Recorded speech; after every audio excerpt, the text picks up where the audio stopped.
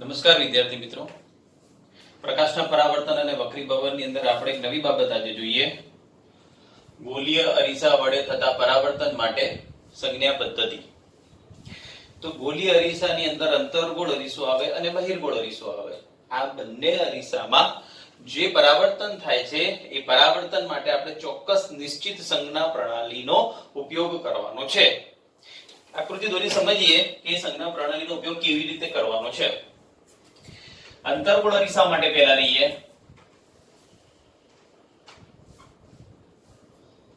અંતર્ગોળ અરીસા માટે તો આપણને બધાને ખબર છે કે આ અંતર્ગોળ અરીસો છે અને અંતર્ગોળ અરીસાની અંદરની સપાટી પરાવર્તક હોય છે, જ્યારે બહારની સપાટી ખરબચડી હોય છે. આ અંતર્ગોળ અરીસા માટેના જુદા જુદા પદો સમજી લઈએ. આને ધ્રુવ P કહેવાય, આને મુખ્ય કેન્દ્ર F કહેવાય, આને વક્રતા કેન્દ્ર C તરીકે ઓળખવામાં આવે છે. તો આ અંતર્ગોળ અરીસાની સામે કોઈ વસ્તુ મૂકેલી છે. ધારો કે એવી ઊંચાઈની કોઈ વસ્તુ મૂકી દઈએ છીએ આપણે. આ આપણી વસ્તુ છે.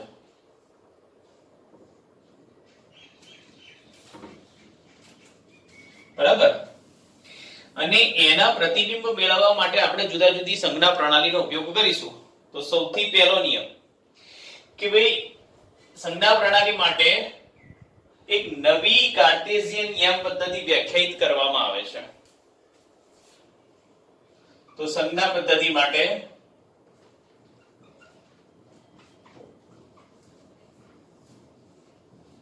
એક નવી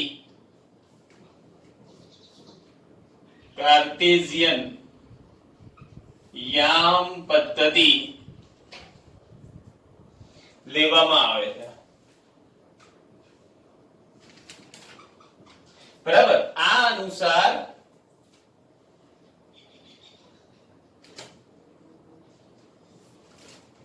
મુખ્ય અક્ષ ને x અક્ષ તરીકે દેવામાં આવે છે.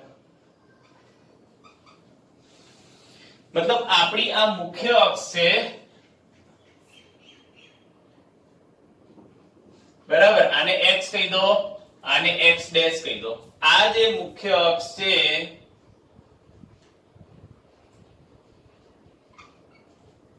એને કાર્ટેશિયન યામ પદ્ધતિ તરીકે લેવામાં આવે છે. અને અહીં x ડેશ અક્ષ લેવાની છે. મતલબ આ આપણી અક્ષ લેવાની છે અને ઉગમ બિંદુ P તરીકે લેવાનું છે. અને ધ્રુવ P ને ઉગમ બિંદુ તરીકે લેવામાં આવે છે. મતલબ આ આપણી પહેલી બાબત કરી દઈએ. બીજી બાબત સમજી લઈએ. આ અંતર્ગોળ અરીસાના સંદર્ભની અંદર આપણે આ અક્ષને મુખ્ય અક્ષને x અક્ષ તરીકે કાર્ટેશિયન યામ પદ્ધતિ તરીકે વ્યાખ્યાયિત કરેલી છે અને એનું ઉગમ બિંદુ આ લેવાનું છે. મતલબ આ આપણા માટે ઉગમ બિંદુ છે. હવે આ ઉગમ બિંદુ છે તો ઉગમ બિંદુથી ડાબી બાજુ શું લેવાનું, ઉગમ બિંદુથી જમણી બાજુ શું લેવાનું? તો વસ્તુ અંતર્ગોળ અરીસા માટે વસ્તુ હંમેશા ઉગમ બિંદુથી ડાબી બાજુ લેવામાં આવે છે. બરાબર. આ આપણા માટે ઉગમ બિંદુ છે અને ઉગમ બિંદુથી ડાબી બાજુ વસ્તુ લીધેલી છે. આ એવી ઊંચાઈની વસ્તુ છે. તો ઉગમ બિંદુ P થી ડાબી બાજુએ વસ્તુ મૂકવામાં આવે છે. હવે તમે જે વસ્તુ મૂકી છે એ વસ્તુમાંથી કિરણ આપાત થશે. કેમ કે પરાવર્તન પામવાનું છે. તો એમાંથી જે કિરણ આપાત થશે અહીંયા લખી શકાય કે ભાઈ આ કયું કિરણ છે? તો છે આપાત કિરણ. તો આ જે આપાત કિરણ છે એ ઉગમ બિંદુથી ડાબી બાજુએ મૂકેલી વસ્તુમાંથી નીકળતું કિરણ છે. તો ઉગમ બિંદુ P થી ડાબી બાજુએ વસ્તુ મૂકવામાં આવે છે અને વસ્તુમાંથી આવતું પ્રકાશીય કિરણ અરીસા ઉપર આપાત થાય છે. બરાબર. હવે સંજ્ઞા પ્રણાલી પ્રમાણે આપણે એક વસ્તુ વિચારી લેવાની છે કે ભાઈ અહીંથી જે પણ કિરણો આપાત થશે તો એ બધા જ કિરણોના માપ ઉગમ બિંદુથી ગણવાના છે અને મુખ્ય અક્ષની સાપેક્ષે લેવાના છે. બરાબર. આ મહત્વનો નિયમ છે કે ભાઈ બધા જ અંતરો ઉગમ બિંદુથી માપવાના છે. અહીંથી માપવાની શરૂઆત કરવાની છે કેમ કે સ્કેલનો 0 અહીંયા છે. અહીંથી માપવાની શરૂઆત કરવાની છે અને મુખ્ય અક્ષને સમાંતર માપવાના છે. તો એ મહત્વનો નિયમ છે. લખીએ. નંબર 3, બધા જ અંતરો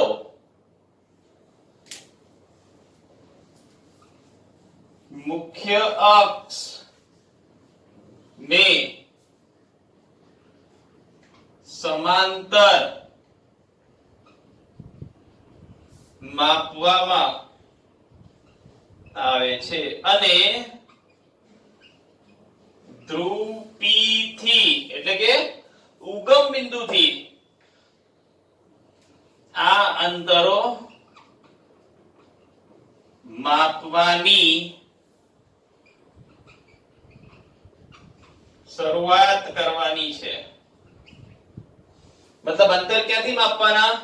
અહીંથી. અને કોની સાપેક્ષે માપવાના? મુખ્ય અક્ષની સાપેક્ષે માપવાના.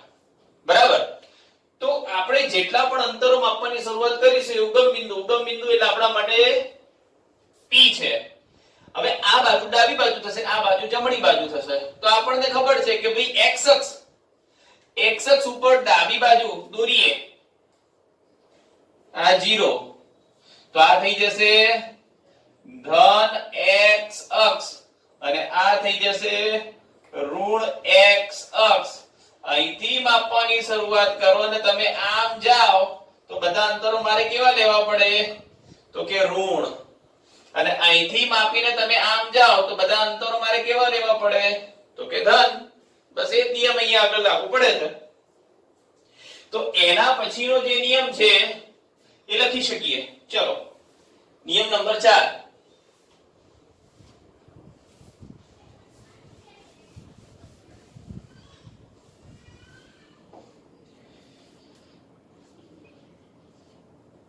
ચલો, બધા જ અંતરો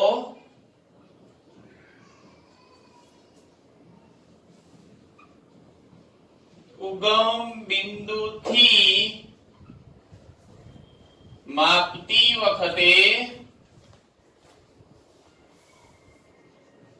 ડાબી બાજુના માપ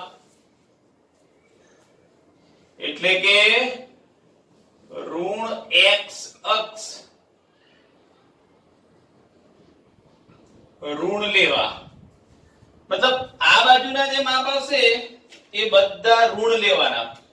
આ બધા માપ શું ગણવાના? ઋણ. બરાબર. અહીંથી આ બધા માપ માઈનસ x અક્ષ ગણાય માટે બધા માપ કેવા ગણાશે? ઋણ. અહીંથી જે માપીશું આ દિશામાં એ બધા ઋણ આવશે. બધા જ અંતરો ઉગમ બિંદુથી માપવાના પણ ઉગમ બિંદુથી માપતી વખતે ડાબી બાજુના માપ એટલે કે ઋણ x અક્ષ ઉપરના માપ ઋણ લેવા. અને જમણી બાજુ ના માપ એને શું કહીશું આપણે? ધન x અક્ષ કેવા લેવા? ધન લેવા. એટલે આ બાજુના માપ ગણીએ તો જો આપણું માપ આમ આવશે તો એ માપ કેવું ગણવાનું? ધન. આ માપ કયું ગણવાનું? ઋણ. અહીંથી આ માપ કયું ગણવાનું? તો કે ધન. તો કહેવાનો મતલબ એમ છે કે આપાત કિરણની વિરુદ્ધ દિશાના બધા માપ ઋણ અને આપાત કિરણની દિશામાં લીધેલા માપ તો કે ધન. ટૂંકમાં લખીએ તો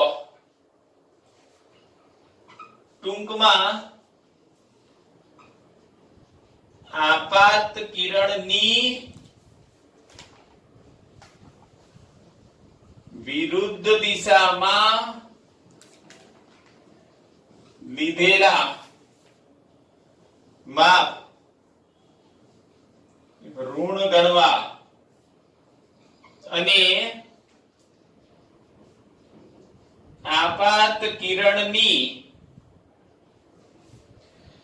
દિશામાં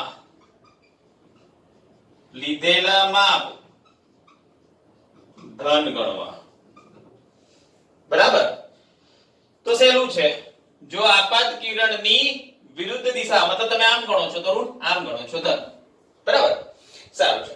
હવે બીજી બાબત આવે છે કે ભાઈ આપણે આ વસ્તુ છે, આ વસ્તુ એવી એની કોઈક ઊંચાઈ હશે તો આપણા માટે આ વસ્તુ છે તો એનું પ્રતિબિંબ અહીં ક્યાંક મળે. એનું પ્રતિબિંબ અહીં ક્યાં મળે? b dash a dash. બરાબર. તો આ વસ્તુ હોય તો એની ઊંચાઈ h કહી દો અને પ્રતિબિંબ હોય એની ઊંચાઈ h ડેશ. તો વસ્તુ ઊંચાઈ અને પ્રતિબિંબ ઊંચાઈ માટે પણ સંજ્ઞા પ્રણાલી વાપરવાની છે. મુખ્ય અક્ષ ની ઉપર કહેવાય છે કે નહીં? જો આ મુખ્ય અક્ષ છે, આ એની ઉપર છે, આ મુખ્ય અક્ષની ઉપરની ઊંચાઈ બધી ધન લેવાની, મતલબ આ ધન, અને મુખ્ય અક્ષની નીચેની ઊંચાઈ આ રહ્યા તો કે ઋણ. તો લખી શકાય મુખ્ય અક્ષની ઉપરના ઊંચાઈ ધન લેવામાં આવે અને મુખ્ય અક્ષ ની નીચેની ઊંચાઈ ઋણ લેવામાં આવે.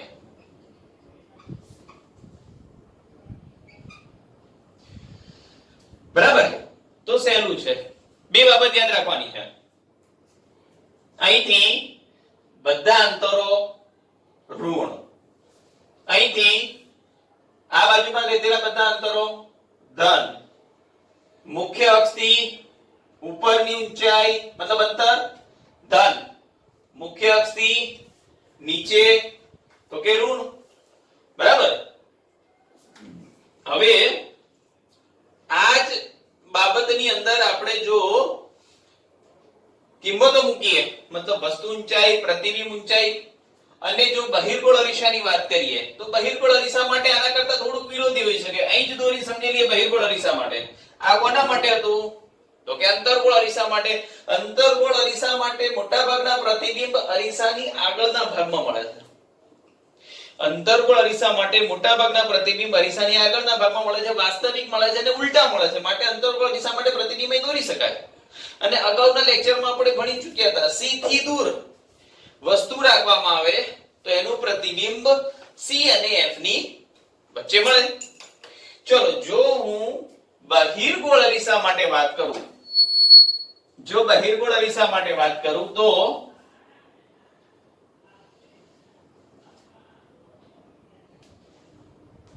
ચલો આ બહિર્ગોળ અરીસો છે. તો બહિર્ગોળ અરીસાની અંદરની સપાટી ખરબચડી હોય અને બહારની સપાટી લીસી હોય. તો આ બહિર્ગોળ અરીસાનું ધ્રુવ P. બહિર્ગોળ અરીસાની પાછળના ભાગમાં હોય છે મુખ્ય કેન્દ્ર F અને વક્રતા કેન્દ્ર C. હવે જો બહિર્ગોળ અરીસામાં આ જ મુખ્ય અક્ષ છે. ચલો બહિર્ગોળ અરીસાની આ સપાટી પરાવર્તક સપાટી છે તો અહીંયા આગળ આપણે એક વસ્તુ મૂકી દઈએ છીએ. આ વસ્તુ છે AB. તો બહિર્ગોળ અરીસાના સંદર્ભમાં પણ આવું છે કે ભાઈ બહિર્ગોળ અરીસા માટે અંતર અહીંથી ગણવું આ દિશાની અંદર, અને બહિર્ગોળ અરીસામાં પ્રતિબિંબ તમને અહીંયા ક્યાંક મળે છે, a ડેશ b ડેશ. તો આ વસ્તુ છે, આ પ્રતિબિંબ છે. તો આ વસ્તુ અને આ પ્રતિબિંબ. તો બહિર્ગોળ અરીસાના સંદર્ભની અંદર પ્રતિબિંબ અરીસાની પાછળના ભાગમાં મળે છે, આભાસી મળે છે, માટે એ ધન લેવામાં આવે. દાખલા તરીકે અંતર્ગોળ અરીસા માટે છે તો આ વસ્તુ છે, આ એનું પ્રતિબિંબ છે. બંને એક જ રસ્તામાં છે. તમે અહીંથી ગણશો તો વસ્તુ, અહીંથી ગણશો તો પ્રતિબિંબ અંતર. બંને આ દિશામાં રહેવાના છે એટલે બંને ઋણ જ આવશે. જ્યારે બહિર્ગોળ અરીસાની અંદર વસ્તુ આ બાજુ છે અને પ્રતિબિંબ આ બાજુ છે, આભાસી પ્રતિબિંબ છે. તો પણ નિયમ તો એ જ છે કે ભાઈ ડાબી બાજુના અંતરો ઋણ, જમણી બાજુના અંતરો ધન, મુખ્ય અક્ષથી ઉપર ધન અને મુખ્ય અક્ષથી નીચે તો કે ઋણ. તો અહીંયા આગળ અંતર્ગોળ અરીસા અને બહિર્ગોળ અરીસાની સંજ્ઞા પ્રણાલી જાણવી ખૂબ જ જરૂરી છે, કારણ કે આપણે જ્યારે દાખલામાં આવશે તો સંજ્ઞા પ્રણાલી આવડવી જોઈએ. સહેલું છે, બરાબર. તો ગોલીય અરીસા માટે તથા પરાવર્તન માટે સંજ્ઞા પ્રણાલી આપણે જોઈ ચૂક્યા. હવે ગોલીય અરીસા માટે અંતર્ગોળ અરીસાનો ઉપયોગ વધારે થાય છે, બરાબર. બહિર્ગોળ અરીસાનો ઉપયોગ ઓછો થાય છે, કેમ કે બહિર્ગોળ અરીસામાં એક જ પ્રતિબિંબ આભાસી પાછળ જ મળે છે. હવે ગોલીય અરીસા માટે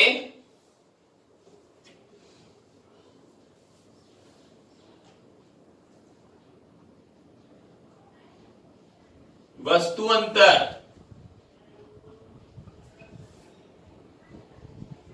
પ્રતિબિંબ અંતર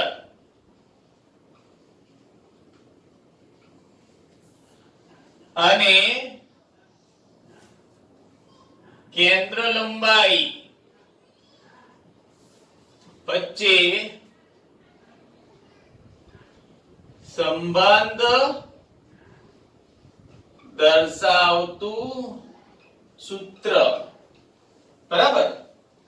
તો વસ્તુ અંતર, પ્રતિબિંબ અંતર અને કેન્દ્ર લંબાઈ વચ્ચે સંબંધ દર્શાવતું સૂત્ર સમજી લઈએ. અને આ સૂત્ર દાખલા માટે ખૂબ જ કામનું છે અને એમાં પણ સંજ્ઞા પ્રણાલીનો ઉપયોગ થશે. તો એક અંતર્ગોળ અરીસો દોરીએ ને એના સંદર્ભમાં બધી બાબતો, બધી સંજ્ઞા લખીએ ફરીથી અને સૂત્ર પણ મેળવીએ.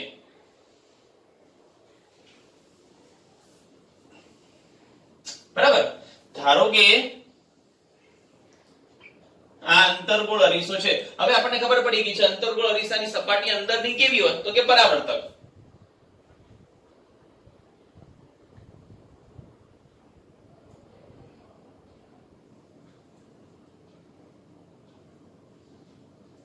M N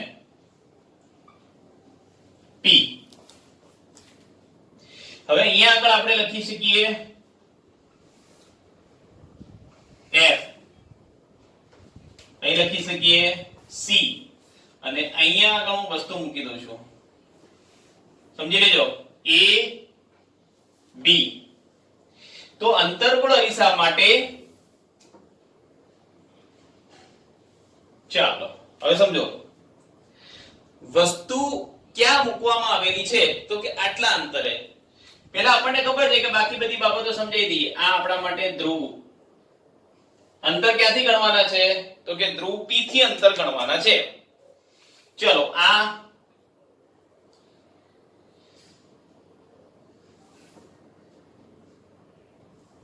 સારું, ચલો સૌથી પહેલા ધ્રુવ P થી આ અંતર કેટલું દૂર છે તો આને કહેવામાં આવે છે u,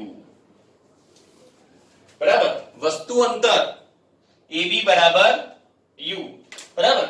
તો અહીં બધી બાબતો હું લખું છું. વસ્તુ અંતર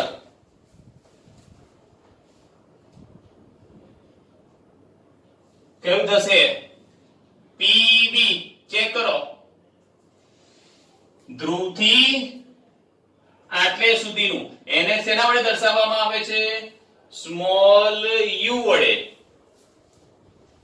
અને સંજ્ઞા પ્રણાલીનો ઉપયોગ કરું તો અહીંથી આ ડાબી બાજુ, તો ડાબી બાજુના અંતર બધા ઋણ માટે લખવું પડશે માઈનસ. ચાલો નંબર 2, પ્રતિબિંબ અંતર કયું થશે? P થી C દર્શાવી દઈએ પ્રતિબિંબ. બરાબર, આને કહી દો B ડેશ, આને કહી દો A ડેશ. તો આટલું અંતર થઈ જશે, યાદ રાખો, V. પણ એ અંતર પણ અહીંથી જ ગણવાના છે. જુઓ, અહીંથી આમ, અહીંથી શરૂ કરીને આમ, મતલબ આ પણ એ જ રસ્તે છે માટે ઋણ. તો એ પણ શું થઈ જશે? Minus V. યાદ રાખજો, અહીંયા સંજ્ઞા પ્રણાલી સાથે સંકેત લખું છું. નંબર 3, વક્રતા ત્રિજ્યા કોને કહીશું આપણે? આટલું અંતર P થી શરૂ કરીને C સુધીનું, મતલબ આટલું અંતર થઈ જશે વક્રતા ત્રિજ્યા R. પણ એ પણ અહીંથી આમ જ ગણવાનું છે, એ અહીંથી આટલે સુધી. સોરી, અહીંયા આગળ સુધારી કાઢજો, PB ડેશ આવશે, કેમ કે આ વસ્તુ અંતર છે, આ પ્રતિબિંબ અંતર છે. PB ડેશ આ છે વસ્તુ, અહીં લખું તો લખી શકાય H, અને આ છે પ્રતિબિંબ H ડેશ. ચલો વક્રતા ત્રિજ્યા PC. ચલો વક્રતા ત્રિજ્યા PC બરાબર કેટલા થશે? એને R વડે દર્શાવવામાં આવે છે, પણ એ પણ માઈનસ, કેમ કે અંતર અહીંથી ગણવાનું છે. ચલો 4, કેન્દ્ર લંબાઈ. ચલો કેન્દ્ર લંબાઈ એટલે P થી H સુધીનું અંતર, અને આટલું અંતર થઈ જશે સ્મોલ f. બરાબર, આ n દર્શાવે છે અરીસાનો, સ્મોલ f. બરાબર, તો બધા અંતરો હવે લખાઈ ગયા છે. તો એ થઈ જશે P થી F બરાબર માઈનસ f. તો મારો કહેવાનો મતલબ એ હતો કે અંતર્ગોળ અરીસા માટે તમે જ્યારે સંજ્ઞા પ્રણાલીનો ઉપયોગ કરો છો તો બધા જ અંતરો આ બાજુ ગણો છો તો બધા જ અંતરો ઋણ આવશે.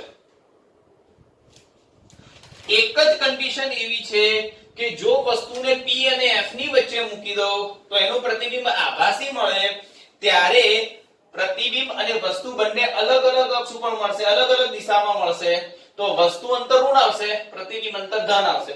ગયા લેક્ચર ની અંદર આપણે શીખી ચૂક્યા હતા, છેલ્લો મુદ્દો નંબર 6 ની આકૃતિ જોઈ લેજો. અંતર્ગોળ અરીસા માટે F અને P ની વચ્ચે અહીં વસ્તુ મૂકવામાં આવે તો પ્રતિબિંબ અહીંયા આભાસી ચત્તુ અને મોટું પ્રતિબિંબ મળે છે. એ વખતે વસ્તુ અંતર અને પ્રતિબિંબ અંતર બંને બદલાઈ જાય છે, ત્યારે વસ્તુ અંતર ઋણ, પ્રતિબિંબ અંતર ધન. ચલો હજી સંજ્ઞા પ્રણાલીનો ઉપયોગ કરીએ તો નંબર 5, વસ્તુ ઊંચાઈ AB બરાબર પ્લસ h. કેમ? મુખ્ય અક્ષની ઉપર લીધેલા બધા અંતરો ધન ગણવાના છે, મુખ્ય અક્ષની નીચે લીધેલા બધા અંતરો ઋણ ગણવાના છે. મતલબ આ ઊંચાઈ ધન લેવાની છે, આ ઊંચાઈ ઋણ લેવાની છે, આ વસ્તુ ઊંચાઈ છે. અને 6, પ્રતિબિંબ ઊંચાઈ A ડેશ B ડેશ બરાબર માઈનસ h ડેશ. તો અહીંયા આગળ મેં તમને સંજ્ઞા પ્રણાલી અંતર્ગોળ અરીસા માટે સમજાવી દીધી કે ભાઈ વસ્તુ અંતર અહીંથી આમ વસ્તુ અંતર, પ્રતિબિંબ અંતર, કેન્દ્ર લંબાઈ, વક્રતા ત્રિજ્યા બધા અંતરો ઋણ. વસ્તુ ઊંચાઈ ધન, પ્રતિબિંબ ઊંચાઈ ઋણ. તો હવે આપણે આ સંકેત છે એના uv બરાબર. તો આપણે સૂત્ર કયું મેળવીએ, કયું દર્શાવીએ? તો કે વસ્તુ અંતર, પ્રતિબિંબ અંતર અને કેન્દ્ર લંબાઈ વચ્ચે દર્શાવતું સૂત્ર મહત્વનું છે દાખલા માટેનું. તો વસ્તુ અંતર, પ્રતિબિંબ અંતર અને કેન્દ્ર લંબાઈ વચ્ચેનું સૂત્ર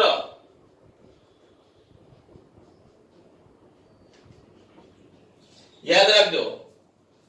1/f બરાબર 1/u પ્લસ 1/v.